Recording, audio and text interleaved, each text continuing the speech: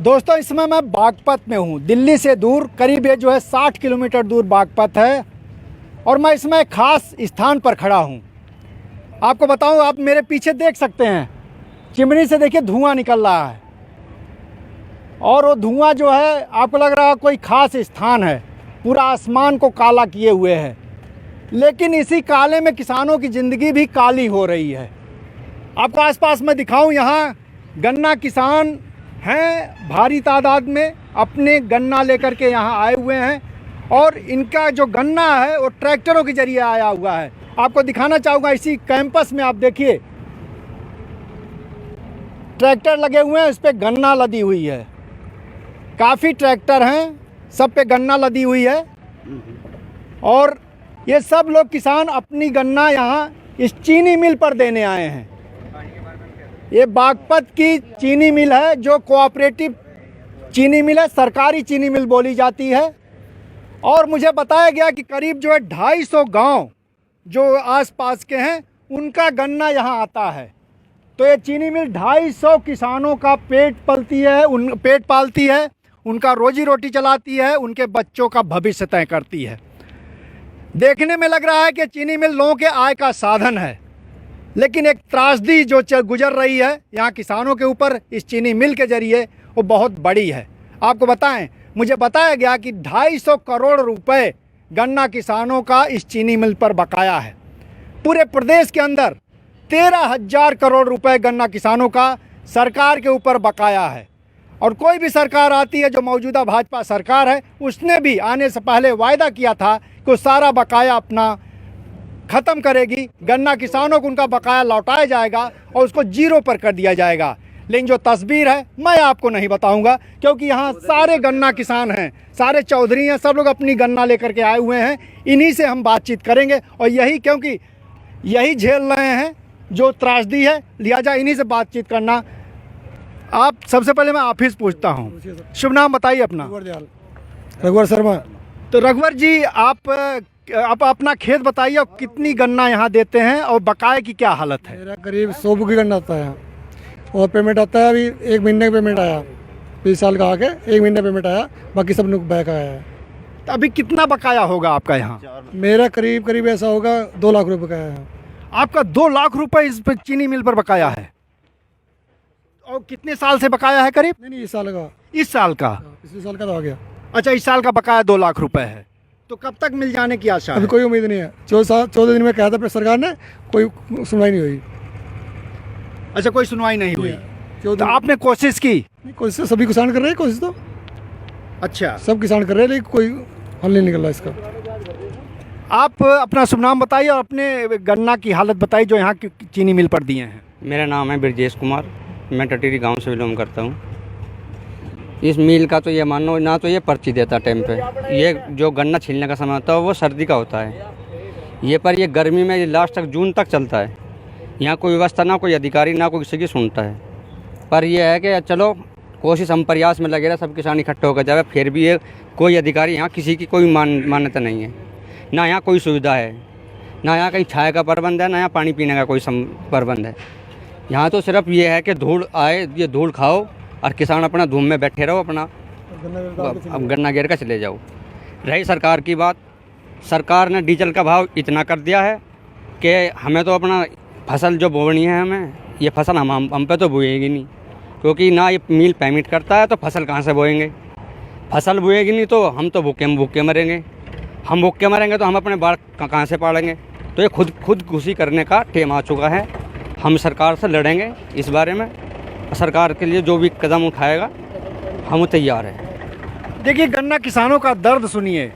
कारण डीजल का रेट बढ़ गया है, चीनी मिल से भुगतान मिलता नहीं है और इनको अपना गन्ना पैदा करना है, लिहाजा आय कहाँ से आएगी? ऐसे में इनका कहना कि आत्महत्या ही एक रास्ता बचता है। मौजूदा सरकार हो या पिछली सरकारें, गन्ना किसानों या जो आम किसानों की हालत कुछ ऐसा ही कर दी हैं। वो इस समय एक त्रासदी का जीवन गुजार रहे हैं। आपसे अगर पूछें तो पूरे इलाके में सबसे बड़ी समस्या क्या है गन्ना किसानों की?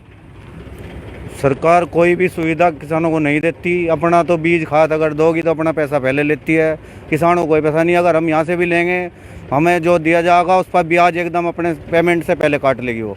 हमारा पेमेंट का कोई मतलब नहीं, 14 दिन का था, ब्याज समेत देने की बात थी, आज तक कोई नहीं दिया गया।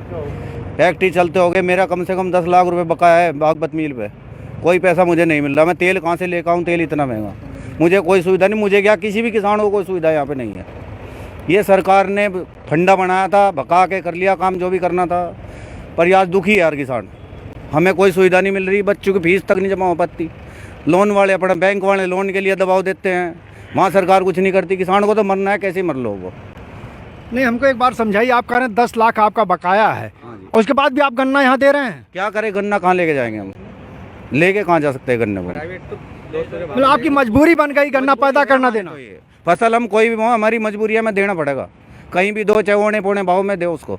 अब कोल्लू में गिरेंगे, उसमें रेट क्या मिल रहा है, 200 रुपये क्विंटल, उससे ज़्यादा तो हमारी लागत ही आ जा, हमें मिलना क्या इसमें, हमें कुछ नहीं मिलता। अब हमको एक चीज़ जरा समझाइए कि आपका 10 लाख बकाया है, उसके बाद भी आप मजबूर हैं देने के लिए। हमको बताइए, गन्ना जो है 3 स्थानों पर दिया जा सकता है, चीनी मिल है, क्रेशर है, और जो आम जो है बाजार में गुड़ पैदा करने के लिए। तो इसमें तीनों में रेट क्या है ये बताइए, और किस तरह से किसान मजबूर होता है। बनाने में 200 रुपये क्विंटल वो गन्ना लेते हैं, 5% वो काटते हैं, और पेमेंट वहाँ भी तो कोई टाइम पे नहीं, वो भी 10-15 दिन में देंगे। उसमें हमें कुछ बचना नहीं, हमारी लागत ज़्यादा आ जाएगी।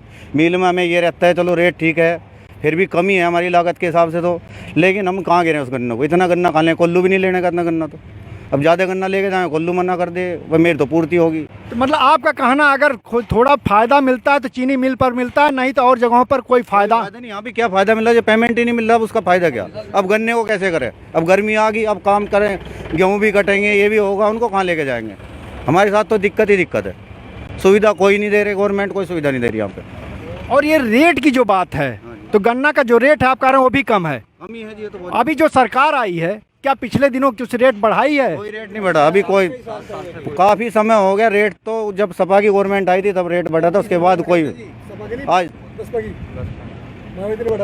नहीं, सपा में ही बढ़े थे। मुलायम सिंह की जब अखिलेश की गवर्नमेंट था तब भी बढ़े थे, उसके बाद ये आज तक 1 रुपया भी नहीं बढ़ा।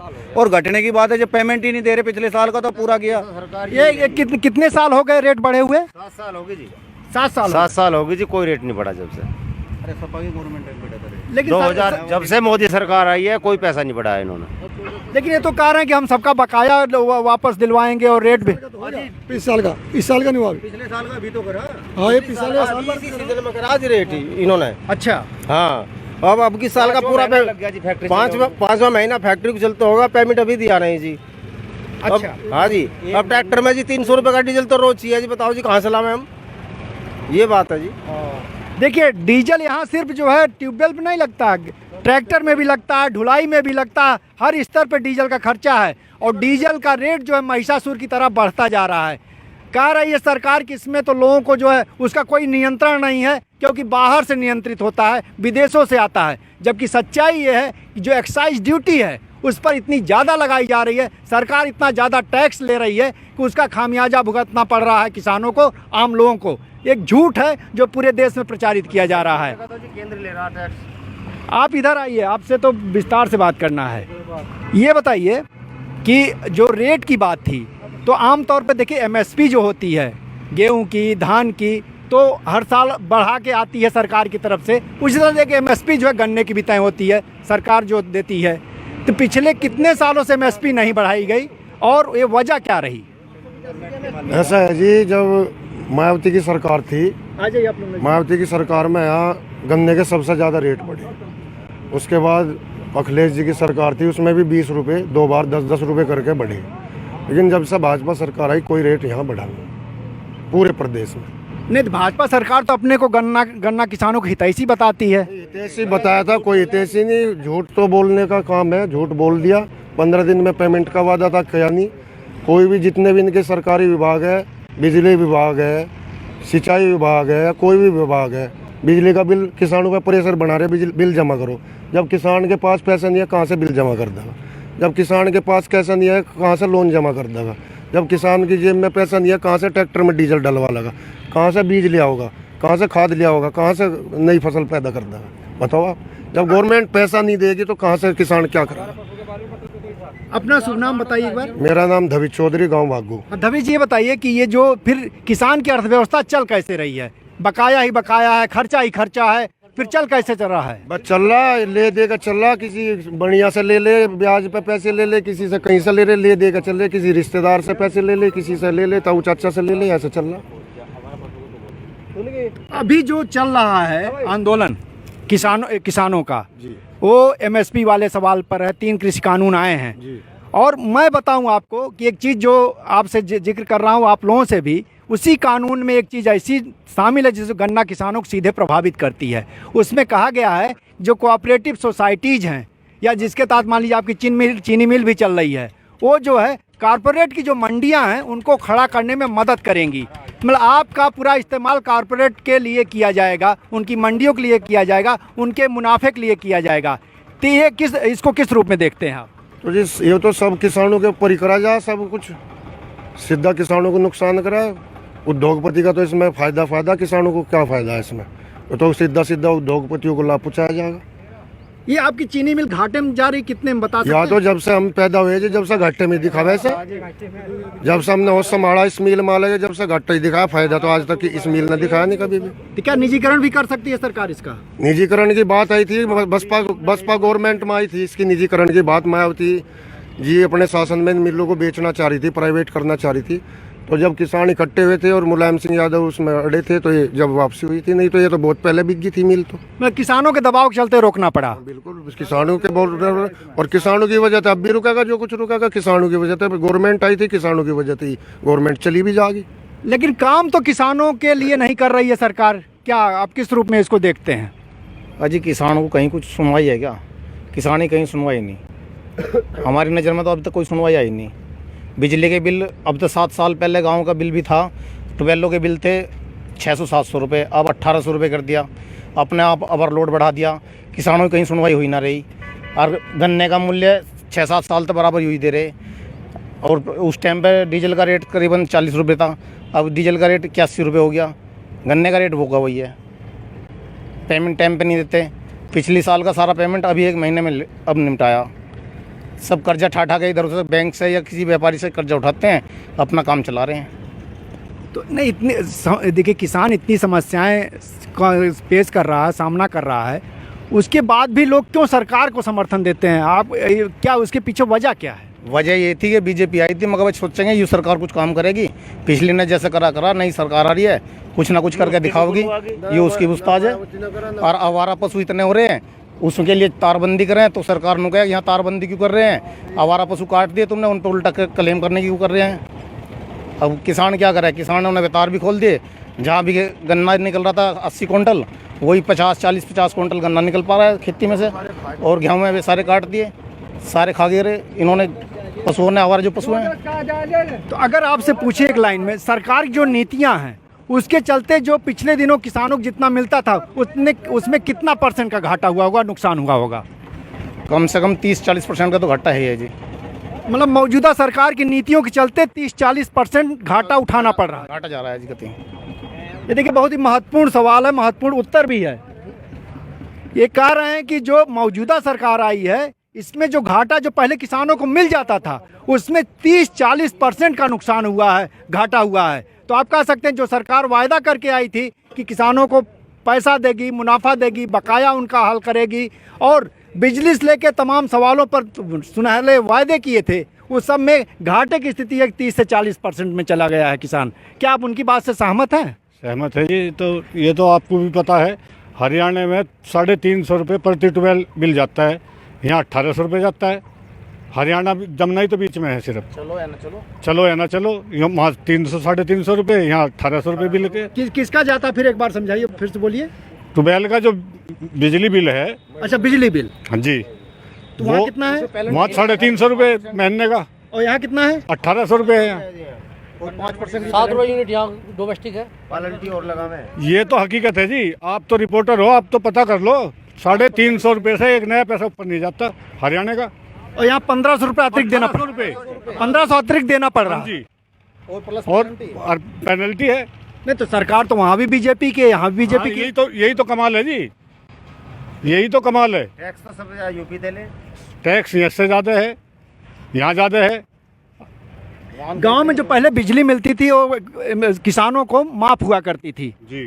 घर में मीटर नहीं लगाना पड़ता था। तो क्या मीटर भी लगाना पड़ रहा है? मीटर लग रहे हैं, मीटर से कोई नुकसान नहीं, मीटर तो कोई ऐसी बात नहीं, चलो हम जितना फूक रहे उतना दे रहे हैं, लेकिन यूनिट वो तो ज़्यादा है, उसकी रेट तो ज़्यादा है, यूनिट का रेट ज़्यादा है। हाँ जी, हाँ। रेट कितना है? 5 रुपये 7 रुपये सीढ़ी बना रखी है इन्होंने। अच्छा, सीढ़ी बना रखी 8 रुपए तक। जी।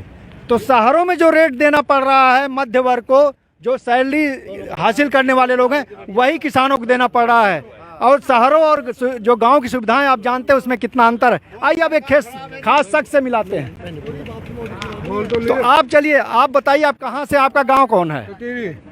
टेहरी। और नाम बताइए? नरेश कुमार। नरेश जी, ये बताइए सबसे बड़ी समस्या आपकी क्या है? हमारी समस्या तो ये गन्ने की है, सबसे बड़ी बिजली का बिल है और पेमेंट नहीं होता, और ये आवारा पशु घूमते हैं, सब खा के गेहूँ फसल को सब नुकसान कर दिया, और डीजल की परेशानी है, जब पैसे नहीं मिलते, मिल पैसा नहीं देता हमें। तो लेकिन मौजूदा सरकार तो कह रही थी कि जो है हम सारी समस्याएं हल करेंगे, सारा बकाया देंगे। एक भी नहीं करा, एक भी हल नहीं करी किसानों की। अच्छा, कोई एक काम बताइए जो किसानों के पक्ष में सरकार की कोई ऐसा काम है क्या? कुछ नहीं करा किसानों के लिए सरकार ने। नहीं, कोई एक आध तो काम किए होंगे। क्या करा? कुछ नहीं करा हमारे एक आध काम। जी, एनआरसी से किसानों को कोई फायदा नहीं जी, सीए से फायदा नहीं, जीएसटी से फायदा नहीं किसानों को, नोटबंदी से फायदा नहीं हुआ किसानों को, और अब ये 3 कानून और हमारे पर लागू लगा दिए, हमें और गुलाम कर लेंगे ये। नुका इनकी जमीन एग्रीमेंट करवा लो, लीड पे लेके आप, हम इनका मजदूरी करेंगे। फिर इसी बात पर हम इसके विपक्ष में जी, बिल्कुल हम नहीं चाहते कानून। अच्छा, जमीन वाला जो सवाल है, जो तीनों कानून बने हैं और वहाँ धरना चल रहा है, बॉर्डर पर आप देख रहे हैं घेरेबंदी हुई है, ये आप लोग उसमें भागीदारी कर रहे हैं? कर रहे हैं जी। यहाँ गांव से लोग उसमें जा रहे हैं? जा रहे हैं जी, बराबर जा रहे हैं। आपके गांव से कितने लोग गए हैं करीब? अभी फिलहाल 25-30 तो अब भी हैं वहीं पे, परमानेंट जमे हुए हैं। जमे हैं, आते हैं चले जाते हैं, दूसरे आ जाते हैं, वे चले जाते हैं, करना पड़ रहा है। ये तो आते जाते रहते हैं जी। ये जो पंचायत हो रही है गांव में इधर आसपास, आप शुभ नाम बताइए अपना। सुनिए, आइए, तो क्या दिक्कत है? क्या बताए नाम अपना? प्रदीप जी। अभी ये जो चल रहा है किसान आंदोलन 3 कानूनों पर, जमीनी स्तर पे क्या रुख लिया है? लोग उसमें शामिल हो रहे हैं जो पंचायत हो रही है और चाहते हैं कानून हटे। जी, बॉर्डर पे तो पड़े 4 महीने वाली, हटना चाहिए, तो हटना चाहिए, हटना चाहिए। लेकिन सरकार तो टस से मस नहीं हो रही है। फिर वही ना बीजेपी जो है, या नहीं क्या करेंगे आप? तो देखो जी क्या होगा क्या नहीं। और क्या करेंगे आप बताइए? अरे तो दोस्तों देखिए, हमने कोशिश की यहाँ जानने की कि गन्ना बेल्ट में चल करके किसानों से पूछा जाए कि वो किन समस्याओं का सामना कर रहे हैं, और आपने देखा कि सभी का कहना है कि हमने पूछा कोई एक मामला बताइए जिसमें कि सरकार ने कुछ लाभ पहुंचाया हो। 5 यहाँ 10 किसान खड़े थे और सब बारी बारी से बोले कोई एक ऐसा मामला नहीं है जिसमें सरकार ने कुछ किसी भी तरफ से किसानों को फ़ायदा पहुंचाया हो। और इनका कहना है कि जो घाटे का मामला है, तो पहले जो किसान थे उनका जो पैसा मिलता था, जो आय होती थी खेती से, उसमें 30 से 40% का घाटा हो गया है।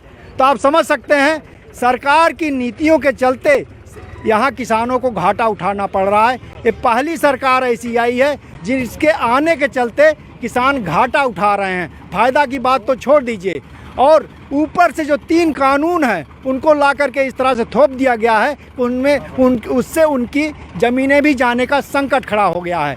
जिस ज़मीन से उनको रोजी रोटी मिलती थी, उनका भविष्य चलता था, भविष्य की पीढ़ियाँ पुश्त दर पुश्त अपना जीवन जी रही थी, आज उसको उनके भी छीनने की तैयारी शुरू हो चुकी है। तो आप समझ सकते हैं किसान को चौराहे पर ला के खड़ा कर दिया गया है और उसको समझ में नहीं आ रहा है कि वो जाए तो जाए अब किस दिशा में। बागपत से जनचौक के लिए मैं महेंद्र मिश्र।